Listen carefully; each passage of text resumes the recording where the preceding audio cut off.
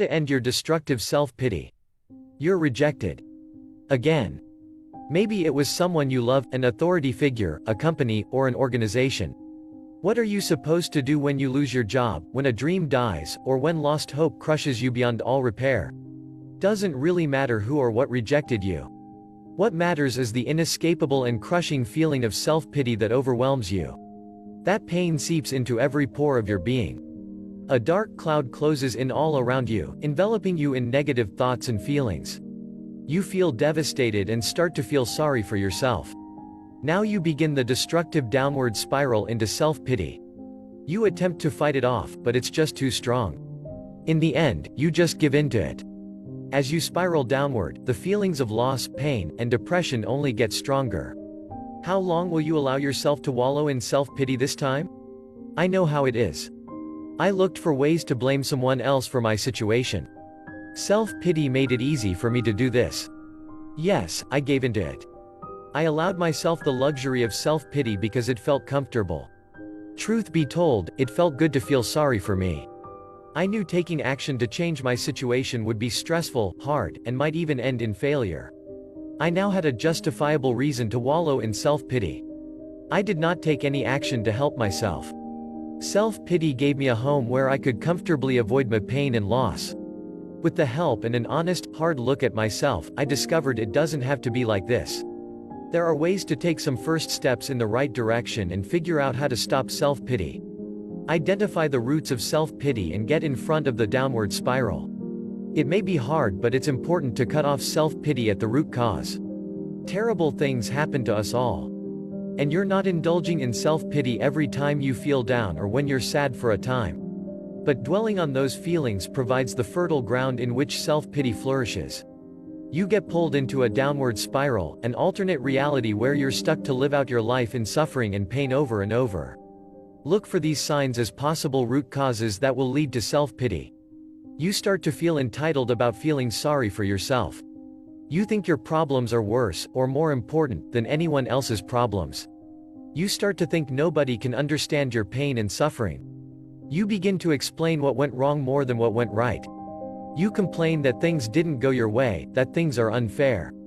Self-pity comes because of circumstances either in our control or not in our control.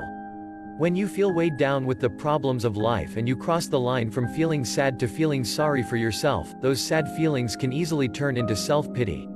The causes of self-pity, where the battle begins.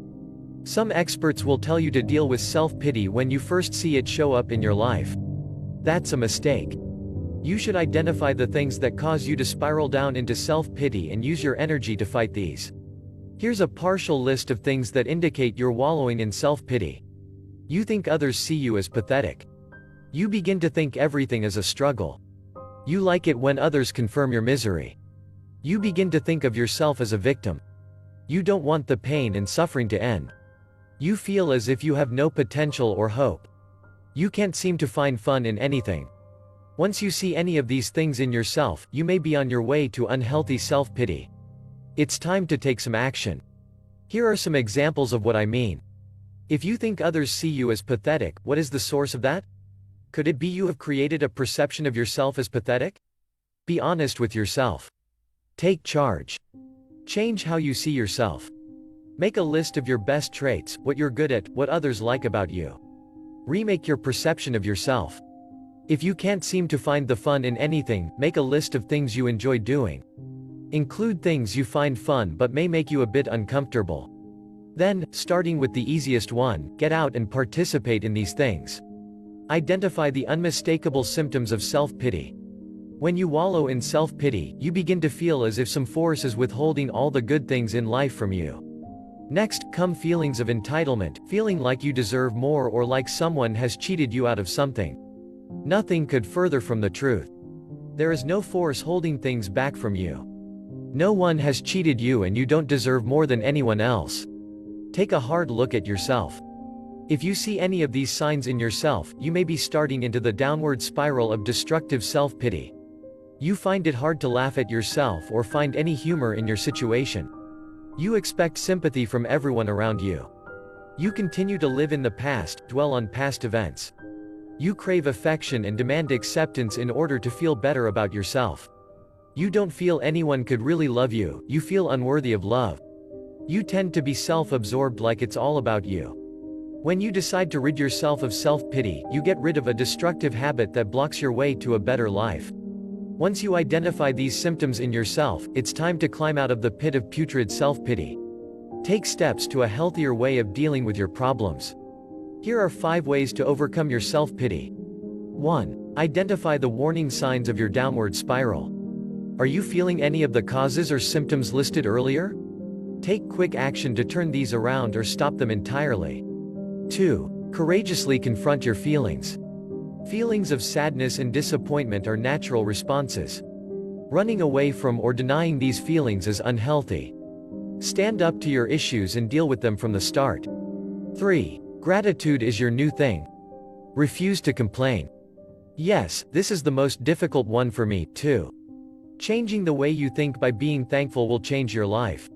Be thankful even for the bad things that happen to you, they're life's best teachers. Remember, it's your response to the bad things that counts. 4. Help others. I can't stress this enough.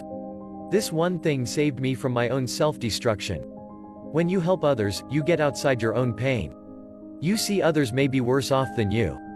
And helping those in need will bring feelings of joy and deep satisfaction. Good antidotes for self-pity.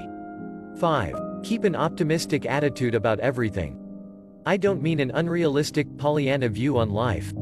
I mean, look for the best in others even when they're not at their best. Look for the good side even in the worst of circumstances. And while you're at it, spread it around. There are lots of folks out there who could use a more optimistic outlook on life. How will your life be different without destructive self-pity? While this video is in no way intended to be a comprehensive source for overcoming self-pity, it does provide a new direction for you. This is a way to start dealing with your self-pity issues in a healthy way. If you struggle with self-pity as I did, don't be so hard on yourself. It takes time, patience, and an honest self-assessment to get this destructive coping mechanism out of your life. You don't have to be one of those people wallowing in self-pity. That person who complains all the time is always down and never sees the good side in anyone or anything. You know the type, those people who are so draining to be around. Instead, make the decision to change the way you handle problems and challenges in your life. It's time to move forward and give yourself the gift of a better life. Only you can make it happen. Decide self-pity will no longer have power over your life. Decide you will face your issues courageously. Decide you will take action today.